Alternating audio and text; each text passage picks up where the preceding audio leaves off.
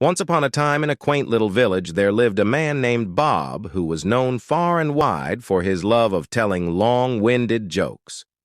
Bob wasn't just satisfied with a quick quip. He preferred his jokes to be epic tales that would leave his audience rolling on the floor with laughter.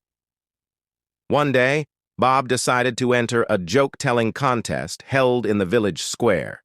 He was determined to win the grand prize of a golden trophy and bragging rights as the funniest person in town. As the contest began, Bob took to the stage, cleared his throat, and began his joke. "Have you ever heard the one about the talking parrot?" Bob asked, grinning from ear to ear as the crowd leaned in eagerly. "Well, let me tell you, it's a real knee-slapper." And so, Bob launched into his joke, weaving a tale of a mischievous parrot named Polly, who had an uncanny knack for repeating everything it heard. From raucous parties to secret conversations, nothing was safe from Polly's sharp beak. As Bob continued his story, he mimicked the voices of the characters, adding dramatic flair and impeccable timing to each punchline. The crowd was hanging on his every word, erupting into fits of laughter at the antics of Polly the parrot. But just as Bob reached the climax of his joke, disaster struck. A sudden gust of wind swept through the village square, knocking over the stage and sending Bob tumbling into a nearby fountain.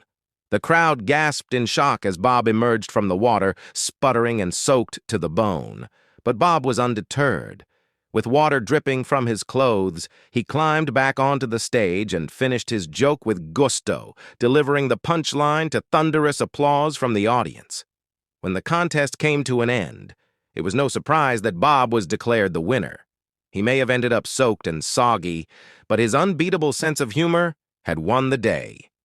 And so, Bob proudly accepted his golden trophy, knowing that he would forever be remembered as the king of long-winded jokes in the village.